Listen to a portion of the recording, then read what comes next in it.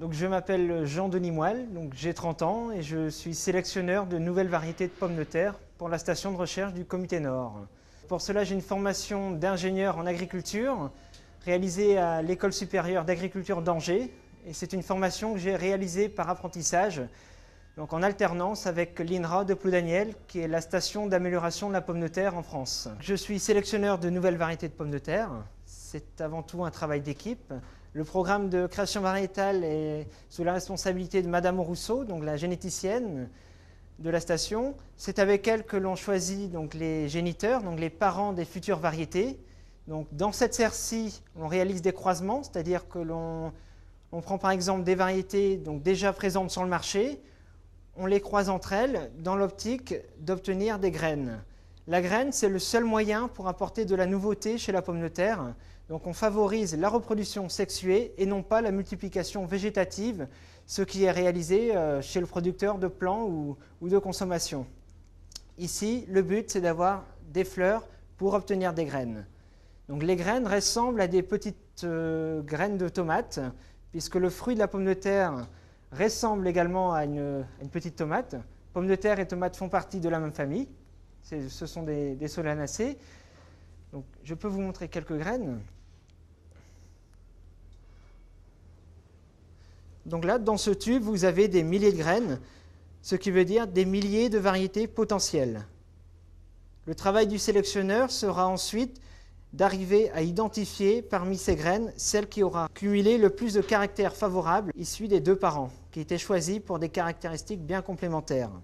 Par exemple, un parent résistant au mildiou croisé avec un parent de très bonne qualité culinaire et très productif. On espère récupérer dans cette descendance un ou plusieurs individus qui auront cumulé la résistance mildiou plus le culinaire et la productivité.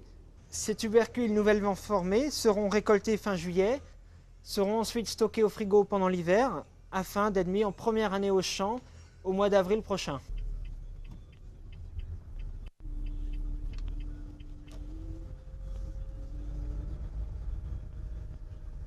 Donc là, je vais au champ pour voir le comportement de la première année de sélection au champ.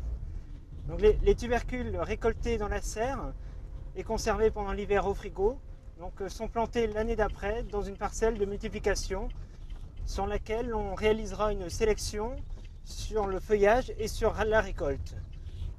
Donc là, je me dirige vers le champ de sélection où nous pourrons voir le comportement des premières années au champ. Donc c'est ici au champ que mon travail de sélectionneur prend son sens. Vous avez ici donc des milliers de plantes qui sont autant de variétés potentielles. Chaque pied est planté séparément à raison de 75 à 80 cm d'écart afin de pouvoir les récolter séparément. Je vais garder les meilleurs pieds à la récolte, mais uniquement sur les caractères visuels puisqu'il n'existe qu'un pied de la variété. Je ne peux pas encore savoir si elle est bonne à manger, si elle est résistante à la maladie. Je vais seulement apporter un jugement sur chaque pied et décider de le garder ou pas. Seuls 20 à 30% des hybrides, des futures variétés, seront gardés. Par exemple, ce pied-ci, je ne le garderai pas. Je vois déjà qu'il fait défendu, le pied est crevassé, c'est déjà un défaut rédhibitoire. Ce pied-ci, lui, semble présenter une très belle homogénéité dans les calibres. Il a une très belle forme, une belle régularité de forme. Il présente à ce jour toutes les caractéristiques suffisantes pour être gardé et pourquoi pas devenir une variété dans 10 ans. Ce que l'on cherche, c'est une bonne homogénéité de calibre, une belle régularité de forme et un aspect plaisant de la peau. Les meilleurs pieds que j'aurai sélectionnés pourront dans quelques années être en essai dans différents bassins de production en France puis à l'étranger. Donc ce travail m'amène donc à me déplacer en France, par exemple dans des régions précoces comme Perpignan, Marmande, Noirmoutier, puis dans différents bassins de production comme la Beauce, la Champagne, la Picardie ou encore le Nord.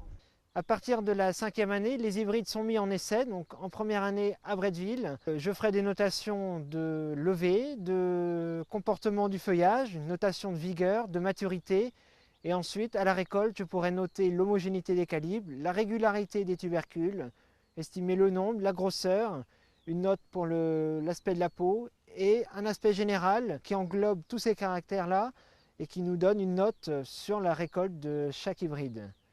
On pourra également faire des prélèvements qui nous serviront pendant l'hiver à tester la qualité technologique de ces futures variétés, à savoir qualité culinaire, le goût, le noircissement à la cuisson, le délitement et également l'aptitude à la friture. On réalisera également des teneurs en matière sèche afin de savoir si l'hybride peut présenter les qualités nécessaires pour pouvoir en faire une variété fritable. On réalisera également donc des tests chocs afin de voir si le tubercule se conserve bien. Le rêve du sélectionneur, c'est de trouver la variété qui plaira à tout le monde. Et aujourd'hui, la variété idéale, elle n'existe pas encore. Donc c'est ça aussi qui est plaisant dans ce métier, c'est que de répondre à une demande qui n'est pas encore aboutie. Donc on peut toujours faire mieux. Et c'est un petit peu ça qui me plaît dans ce métier-là. C'est une sorte de jeu et il faut toujours trouver mieux que ce qui existe. Donc c'est un petit challenge et un petit défi à relever. La mission qui m'est confiée donc, en tant que sélectionneur au Comité Nord est très importante puisque c'est au champ que j'oriente la sélection. Donc mon métier de sélectionneur est un métier à responsabilité. Alors mon métier de sélectionneur, c'est avant tout un travail de terrain et c'est ça qui me plaît, c'est d'être dans la nature, dans les champs, suivre tout au long des stades de culture la végétation, la récolte, le suivi, la conservation. Donc c'est un métier où on ne s'ennuie pas parce qu'à chaque étape avec la pomme de terre c'est totalement différent. C'est un métier aussi où il y a beaucoup de contacts avec les producteurs chez qui on réalise des essais, avec les industriels, avec les chercheurs de l'INRA qui nous proposent tous les ans des géniteurs améliorés pour des caractères de résistance.